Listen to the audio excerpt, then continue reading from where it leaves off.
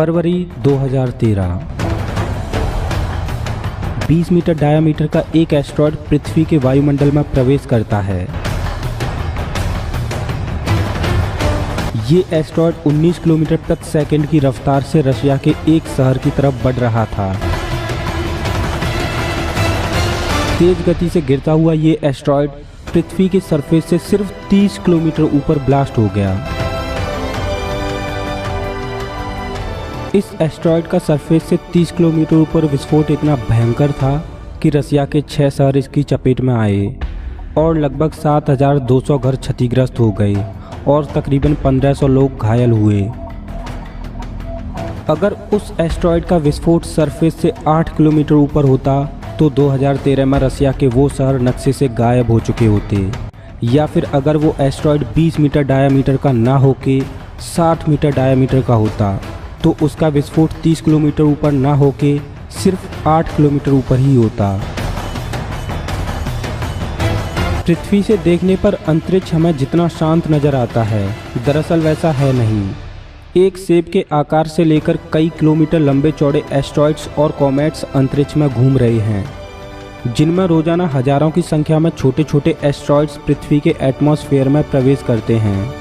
लेकिन पृथ्वी का वरदान रूपी वायुमंडल उन छोटे एस्टेरॉयड्स को एयर फ्रिक्शन की वजह से पृथ्वी की सतह पर पहुंचने से पहले ही खत्म कर देता है।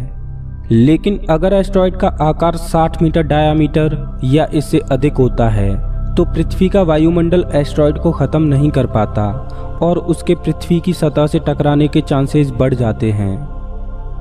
9 जनवरी 2017, जब पूरी दुनिया अपने दैनिक कार्यों में व्यस्त थी, उस समय करीब 25 से 30 मीटर का एस्टेरॉयड पृथ्वी की तरफ बढ़ रहा था। लेकिन वो एस्टेरॉयड चांद के गुरुत्वाकर्षण की वजह से पृथ्वी के वायुमंडल में प्रवेश ना करके पृथ्वी और चांद के बीच से निकल गया। अंतरिक्ष में भटकते हुए एस्टेरॉयड्स पृथ्वी से जीवन का नामो निशान मिटाने की क्षमता रखते हैं।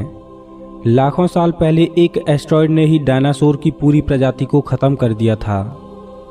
हम अभी तक सुरक्षित हैं और किसी भी एस्टेरॉयड का शिकार नहीं हुए, तो इसका श्रेय जाता है बृहस्पति ग्रह को, क्योंकि बृहस्पति ग्रह का गुरुत्वाकर्षण बल इतना तीव्र है जो एस्टेरॉयड्स के पाथ को बदल देता है।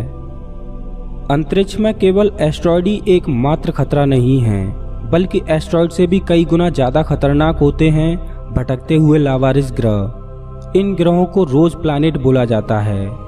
ये ग्रह लावारिस इसलिए होते हैं क्योंकि इनका कोई भी तारा नहीं होता, या यूं कहें कि ये किसी भी तारे का चक्कर नहीं लगाते। ये रोज प्लैनेट सीधे आकाशगंगा का ही चक्कर लगाते हैं या फिर आकाशगंगा में रैंडमली इधर से उधर भटकते रहते हैं। आमतौर पर रोज प्लैनेट का निर्माण 2 तरह से होता है। एक तो वो जब तारों का निर्माण हो रहा होता है तब ग्रहों का भी निर्माण होता है, उसी समय रोज प्लैनेट बन जाते हैं। और दूसरा कारण है ग्रहों का आपस में टकरा जाना।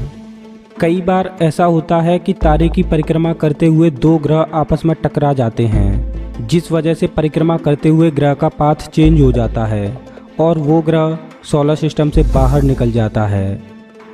अब हमारी समझ में ये बात तो आती है कि रोज प्लैनेट क्या होते हैं, लेकिन सवाल ये है कि रोज प्लैनेट एस्टेरॉयड्स और कॉमेट्स से भी ज़्यादा खतरनाक क्यों होते हैं। आइए जानते हैं। हम आकाशगंगा में किसी भी तारे को डिटेक्ट कर लेते हैं क्योंकि तारों का खुद का प्रकाश होता है, लेकिन ग्रहों का खुद का प्रकाश नहीं होता। इस वजह से ग्रहों को डिटेक्ट करना मुश्किल होता है। हालांकि किसी भी तारे का चक्कर लगाते हुए ग्रहों को डिटेक्ट करना आसान है, लेकिन भटकते हुए लावारिस ग्रह को डिटेक्ट कर पाना बेहद मुश्किल होता है। आपने इंटरनेट पर एक अफवाह तो सुनी ही होगी कि पृथ्वी प्लैनेट एक्स नाम के ग्रह से टकराने वाली है। मैं आपको बता दूं कि फ़िलहाल ऐसा कुछ भी नहीं होने वाला, लेकिन इसका मतलब ये बिल्कुल भी नहीं है कि पृथ्वी कभी किसी ग्रह से नहीं टकराएगी। ऐसा हो भी सकता है, क्योंकि जब भी कोई लावारिस ग्रह किसी सोलर सिस्टम के पास से गुजरता है तो वो ग्रह तारे के गुरुत्वाकर्षण बल की वजह से सोलर सिस्टम के अंदर खिंचा चला आता है, जिस वजह से सोलर सिस्टम में चक्कर लगा रहे ग्रहों से वो लावारिस ग्रह टकरा जाता है। वैसे इसकी संभावना बहुत कम है कि हमारी पृथ्वी किसी ग्रह से टकराए, क्योंकि हमारे सबसे नज़दीकी रोज प्लैनेट ही हमसे 7 प्रकाश वर्ष दूर है।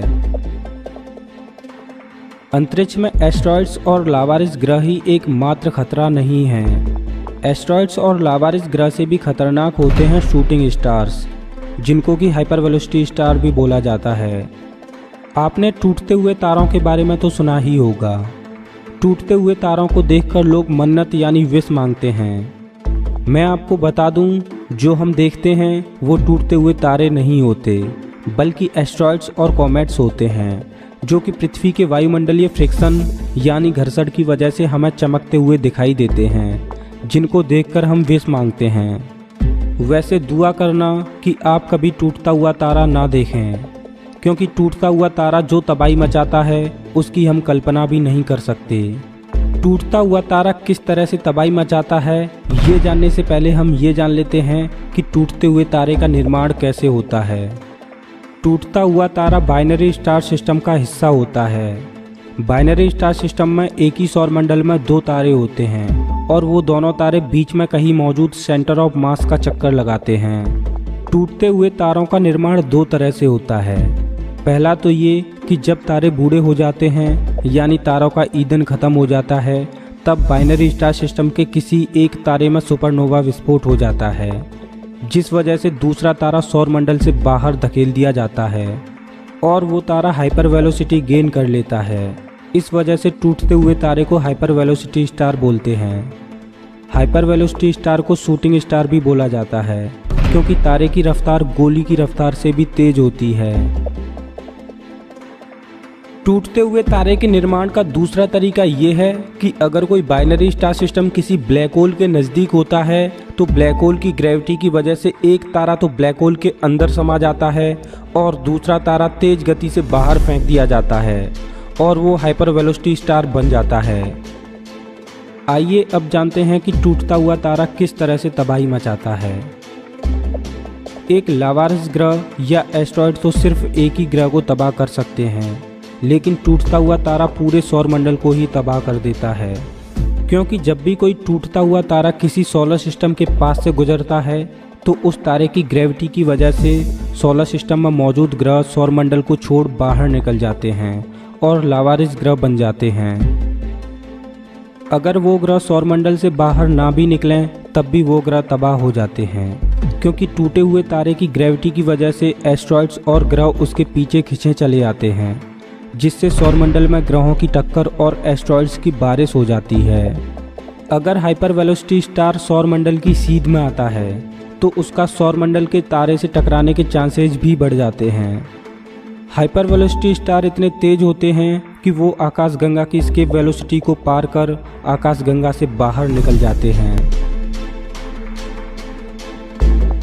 दोस्तों, इस एपिसोड में बस इतना ही।